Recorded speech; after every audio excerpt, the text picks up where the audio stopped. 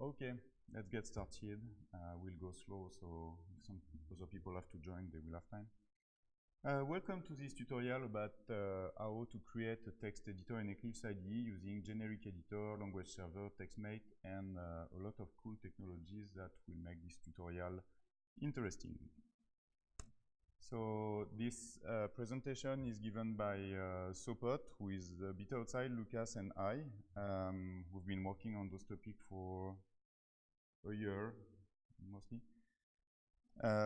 Some advertisement, some corporate advertisement. We are all employees by Red Hat as part of the Red Hat Developers Program, which is a cool website where you get a lot of information about many useful technologies. It's not really Red Hat specific, it's mostly about the open source project Red Hat contributes to, which are about everything, so I think you should register to this website. And the cool thing of the developer program at Red Hat is that all the Red Hat products, such as Red Hat Enterprise, Red Hat EAP, Red Hat, things you pay at Red Hat, if you have an account on this site, you get them for free as a developer, so you can develop against commercial technology without having to pay for commercial technology. And there are a variety of topics, Enterprise Java, IoT, containers, DevOps, mobile, Linux, .NET, and whatever can make money to the company in the end, I guess. But all technologies, basically. Another piece of advertisement is what are the things Red Hat developers will be doing at this conference. So we are covering several topics, Eclipse Platform, IDE, Eclipse, Internet of Things, Java language and ecosystem, and we also have some developer relations stuff. And we have a booth as a sponsor where you can probably get even more USB sticks and more swag. So feel free to go and visit the Red Hat booth. That's all for the advertisement. So this is a tutorial. This will be a hands-on. Most of you already copied the resources to code. But as a regular class, you will have to face a bit of theory before we go into the exercises. So first, what I call theory is we will mention the pieces we'll be using to create the editor, the new pieces that were not in the platform a year ago, and which will make which are intended to make creating a new text editor way faster in Eclipse IDE. The first one is what we call the generic editor, which is even more interestingly than generic, which is extensible. The pattern is similar to what you see with Monaco or Notepad++, and the idea is to have a text editor inside platform, which is basic, generic, and contributors can contribute specific features to this editor. So they can add support for some completion, they can add support for some mover, and syntax highlighting, auto-edit, reconcilers. The generic editor intends to cover all features you expect from a typical text editor in a rich IDE. And the difference with the legacy way of doing editors in Eclipse IDE, which still has its merit, is that the generic editor doesn't force you to subclass an editor. So if you did some Eclipse editors in the past, you had to subclass the abstract text editor and to code your behavior in this subclass. So it was an inheritance-based model. This one, since it relies on extensions via plugin.xml and so on, is more a composition-based approach, which usually scales much better if you read the design pattern books. Things worth knowing is that we introduced the generic editor.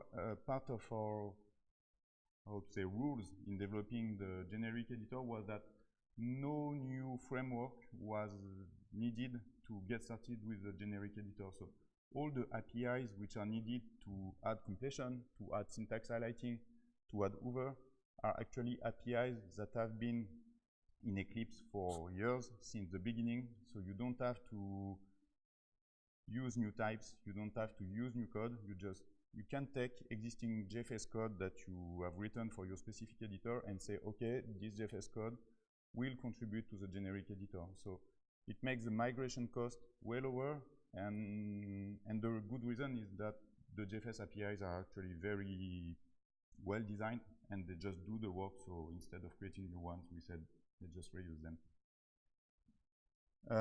You can interrupt me with questions whenever you want. We have time for it. We'll try to keep an eye on the watch, but there is no pressure on time. So if you have questions, please go send them during the presentation, and it may help others. So I assume you don't have question now. So the generic editor is an empty shell. By itself, it doesn't provide anything, any value. If you open a file in the generic editor and the generic editor has no extension, nothing happens. You get a black text and white background. And one of the strategies which are used in order to contribute to the generic editor is a presentation reconciler, which is the class responsible for syntax highlighting in Eclipse IDE.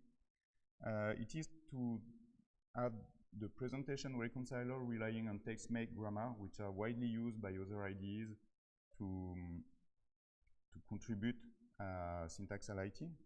So the idea is that you have your generic editor, which is empty, and there is a project, an Eclipse project called TM4E, which creates the presentation reconciler and plugs it into the generic editor as an extension in plugin.xml, like any extension in Eclipse IDE. So the generic editor doesn't depend on TextMate. That's important to know that, because if you don't like TextMate, you're not forced to use it in your editor. The benefit of TextMate grammar, so I have to mention that despite I said that we've been working on this topic for a year, it's not only the three of us.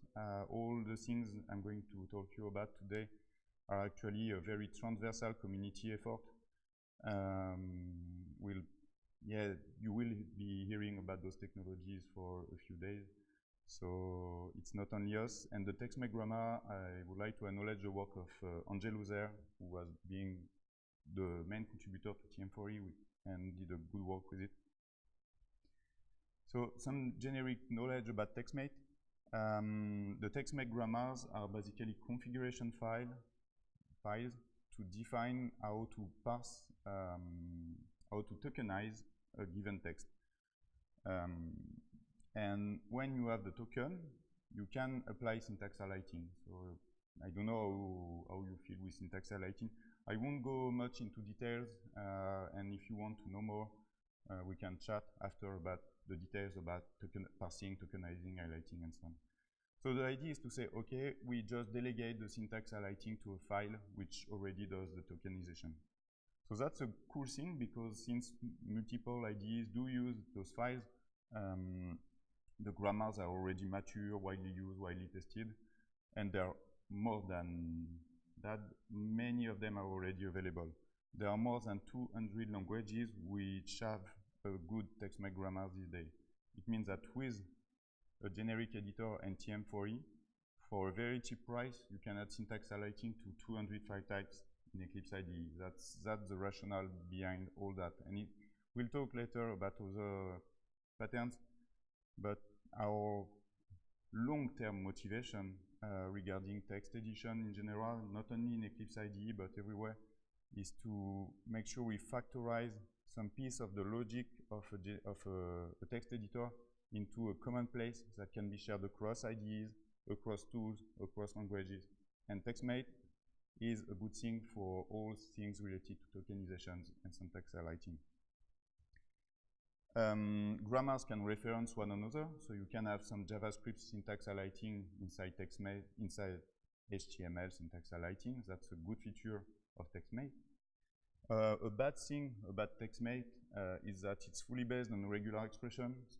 So anyone who has some knowledge about how to parse a file in general will understand that regular expressions don't solve everything. So there are some limitations coming with regular expressions. And also, it's not very fun to maintain a TextMate file. We will look at the TextMate file for Java later. You'll see it's not the file you like to see.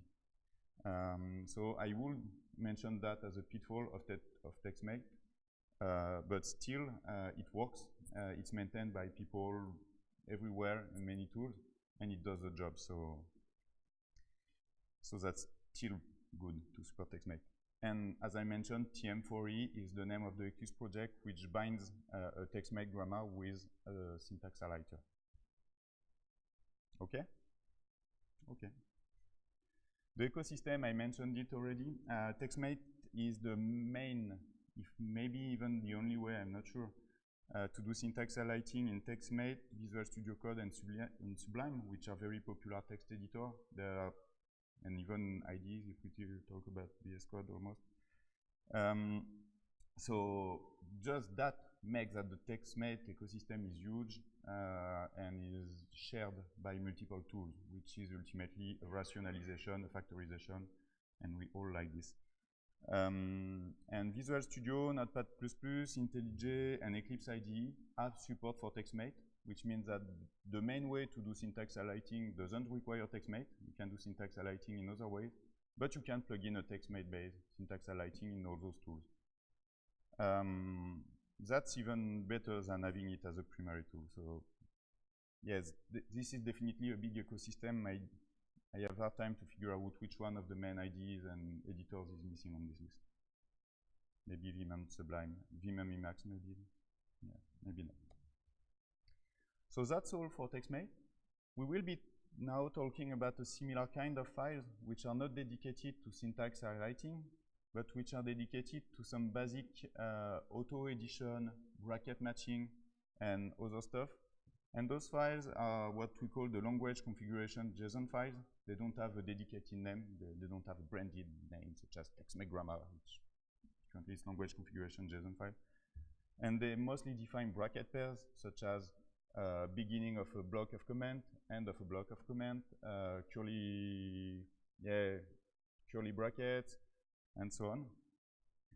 Those files are very small and very basic, but they provide bracket matching, which makes that if you're on a bracket, you can go to the closing or opening one.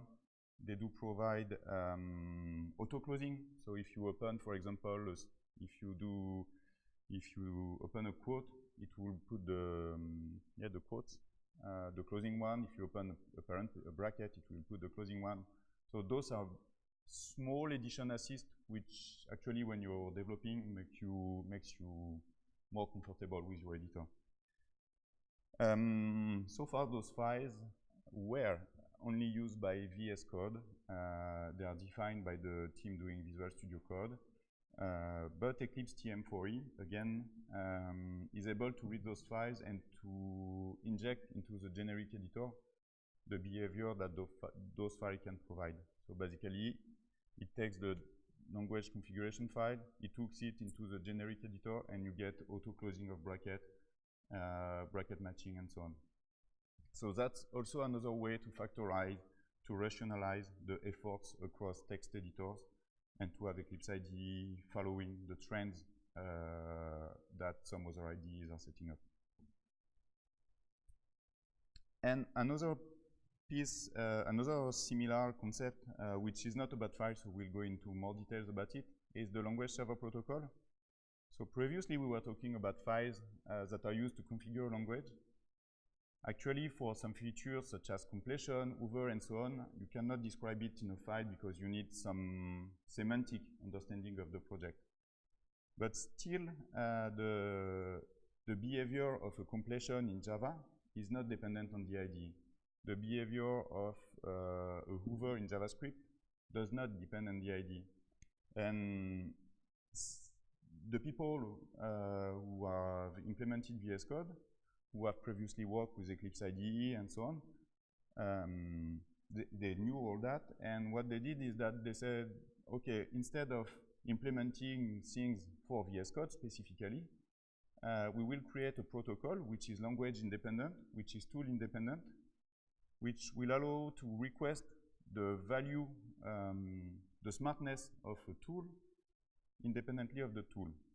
So it means that if you're in Eclipse IDE, you will be using a language server which conforms to the protocol to consume, for example, Java. Java is the worst example, but it will be the one we're using. But to consume to ask for Java completion, to ask for Java over, and that will be a black box. The part that does the resolution, computes completion, computes over. And the cool thing is that this black box is shareable and portable across tools. So that's very interesting. And the result in terms of real resource assignment, let's say, in the end, it's all made to save us time, is that previously you had a matricial integration where each tool had to support each language. So that would be the top left drawing-ish on the slide. And each integration was very costly, was very difficult because to implement an integration, for example, between Eclipse IDE and TypeScript, you have to be an expert in both Eclipse IDE and TypeScript. Good luck to find some people like this. Not so many. To write an integration between Atom and Java, you have to find an expert in Java and Atom. Good luck as well. That almost doesn't exist. So that was making a matrix of very complex integrations to implement. With the language server protocol, which sets itself in the middle and binds to the tools and languages, it means that the number of integration, you move from a matrix to a star. So clients will consume the protocol, and they implement it once, and it's going to work for all languages. And on the other side, languages will implement the protocol, and all clients will be able to consume it. And the integration is simpler because to implement, for example, we worked on the implementation of the protocol in Eclipse IDE. We have in Eclipse IDE a client for the protocol. We are Eclipse IDE developers. We managed to do it pretty easily because it's our expertise. The one who built the TypeScript language server, the ones, they have expertise in TypeScript. They build the TypeScript language server easily. It is their expertise. And just binding both is no cost. It's free, almost free. That's what we'll be doing in the tutorial. So that really reduced the cost of all those integrations. I'm taking a break, so I make sure you process this slide because if you don't understand that, you don't get the value of the language server protocol. So do you have questions so far? It's the right time. There will be a test at the end to make sure you listen properly. Okay, so now that you're convinced of the value of language server protocol, let's go into more technical details. The language server protocol is based on JSONRPC. So you send JSON request and receive JSON response. It doesn't enforce a transport, which means that you can chat with your language between your tool and your language server. The discussion can happen over HTTP, over STDIO, over socket, over UDP. So the transport remains free, which opens the door to some kind of cloud deployment of language server. Typically, we will use a local one in an IDE because we like local stuff in workstations. And the kind of message and response you get from the language server protocol and language server are mapping very well what you need in a development tool. I've put a few examples of the operations on the slide. On the right, you have more details. The list is shortened. It's actually way longer. But the grain of operation really maps user actions. And that's how was designed the protocol. So you have a request for hover, a request to find reference. You have a request to go to open symbol. You have a request for rename. And those requests they map easily in an IDE. Okay, let's get into more detail actually. Here is an overview of the protocol definition. So the protocol is open source. It's based on MIT license.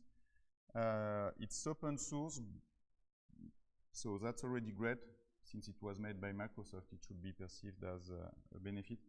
It's not an Eclipse.org quality open source. The governance is still something we can chat about, but I think Martin will cover this in a talk a bit later today, the issues with the governance of this protocol and so on.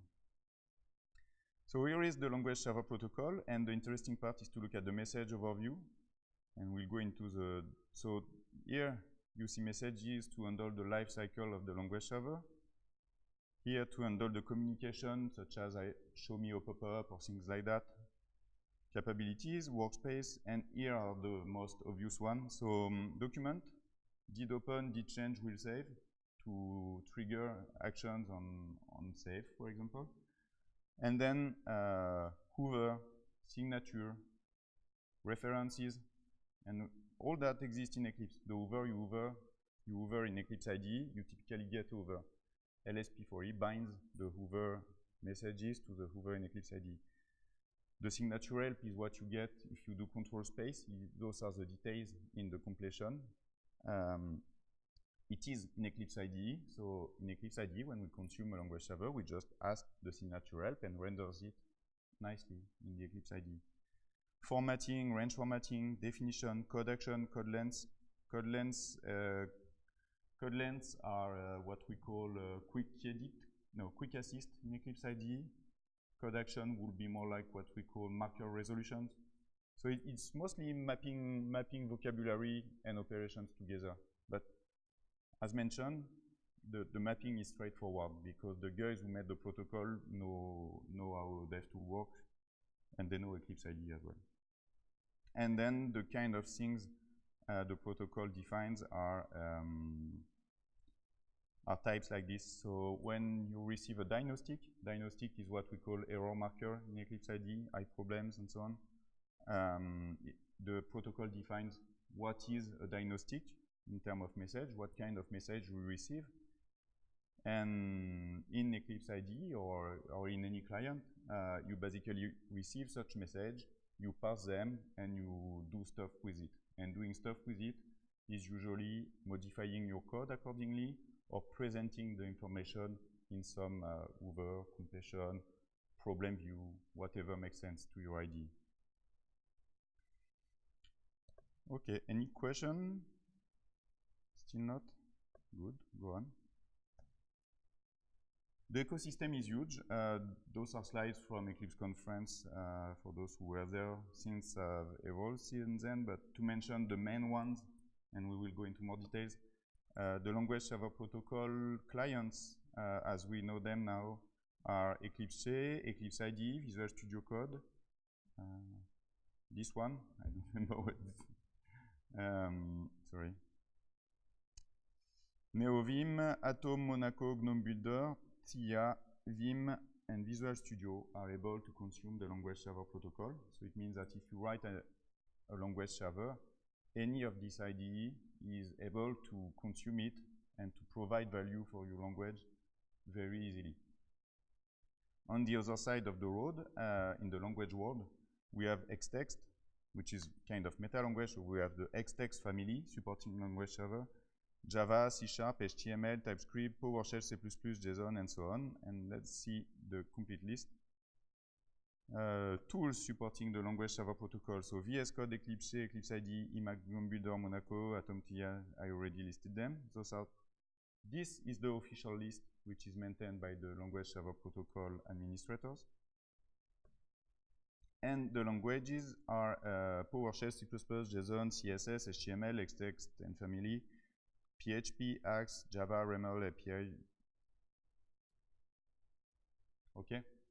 So when you see this list of language, and when you are a tool developer, and when the promise is implement one thing, you get all that, you're forced to do something. Because now Eclipse IDE can consume all those. And that's what we'll talk in the tutorial. Okay, for the LSP ecosystem, maybe someone wants to ask a question or wants to mention something about it, the news I've been missing in the last days. No? Okay.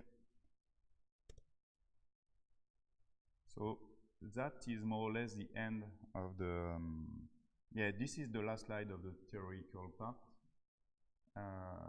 Before we go forward, I would like to repeat whether one of you have some questions, concerns on the, yeah, on this technical stack.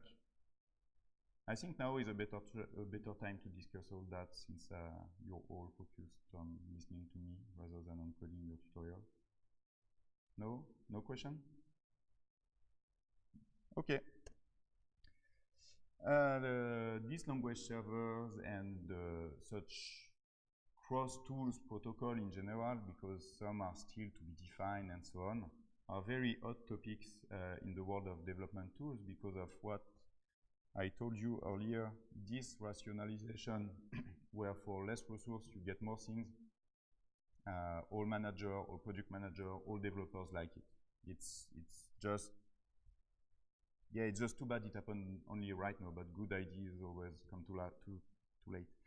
So this is a very convincing stuff for everyone, and the dynamic around it is huge, and that will be a hot topic during this conference.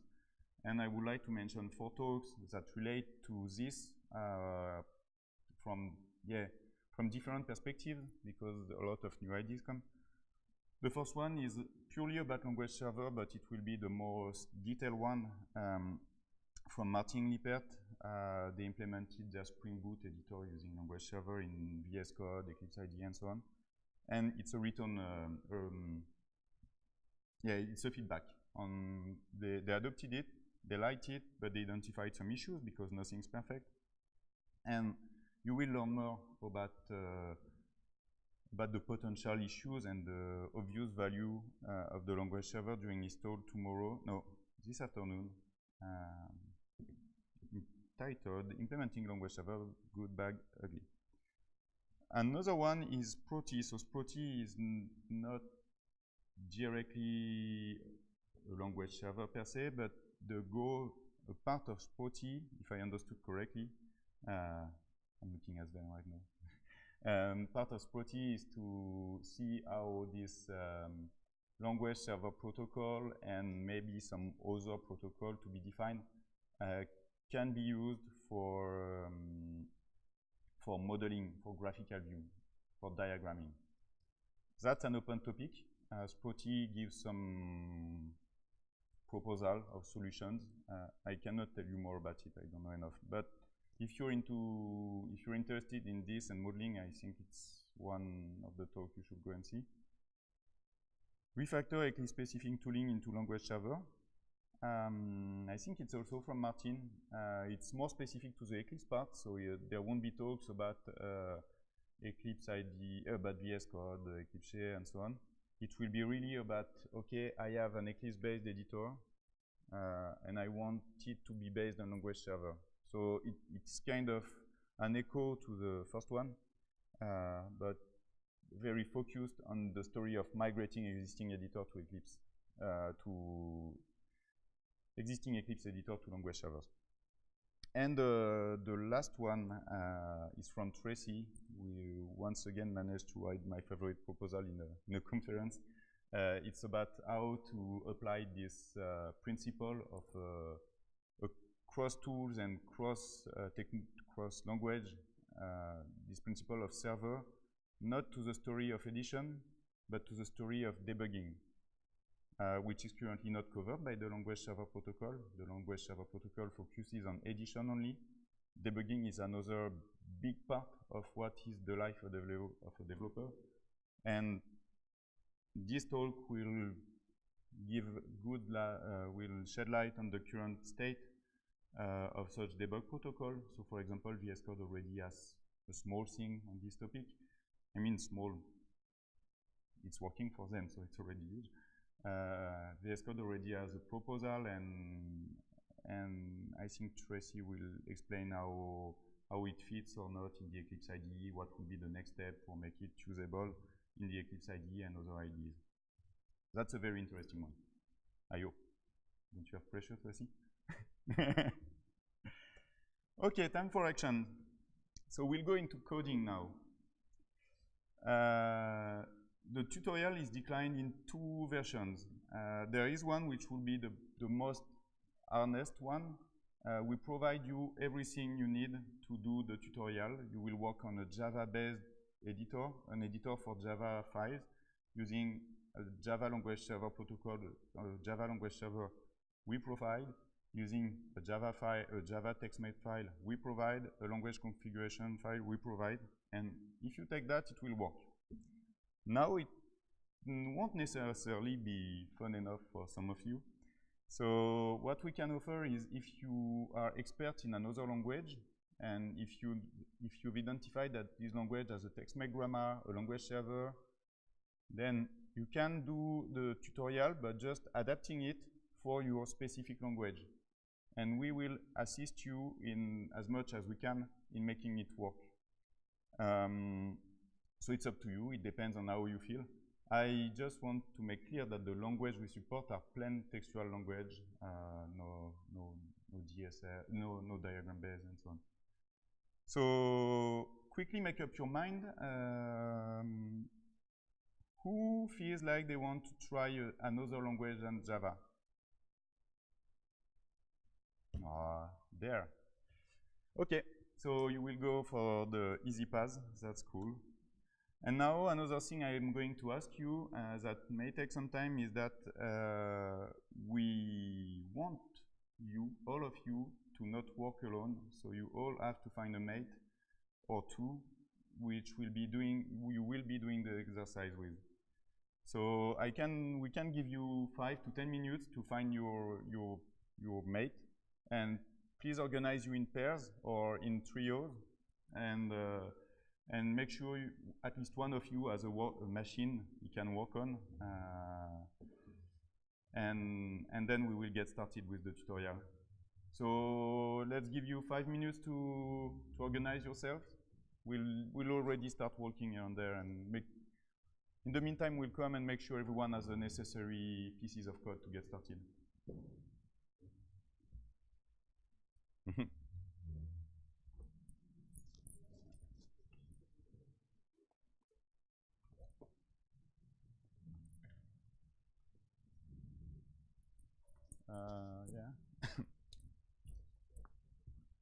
Yeah.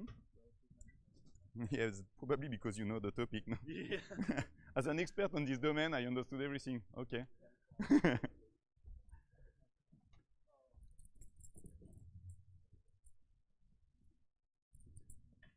You guys. So did you? Yeah, you had it. Gus. So yeah, none of you is able to plug a USB key. No. Maybe it would be great if you could join someone who can. I said. I have the working IDE now. Yeah, the issue is that on this there is the target platform, which can take some. Is it all on your I think I just worked yesterday already. Oh, you already? Yeah. Okay. I'm not sure how far I got, but can you look at whether they can get a local mirror of the target platform? Yeah. We'll see if you can download it, because if it relies too much on the network, it's likely to fail. But if you can, so I take in this.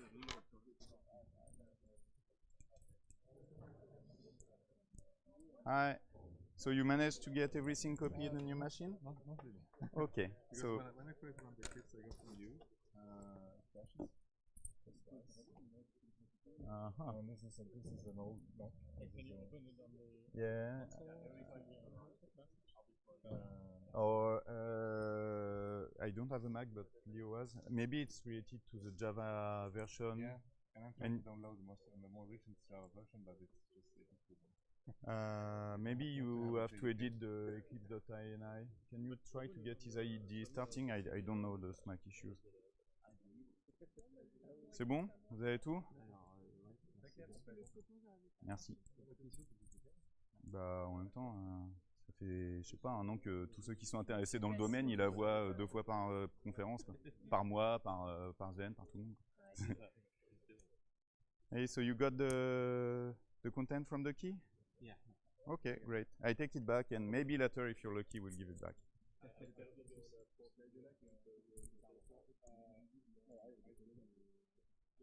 Ouais, mais en fait, ouais, c'est vrai.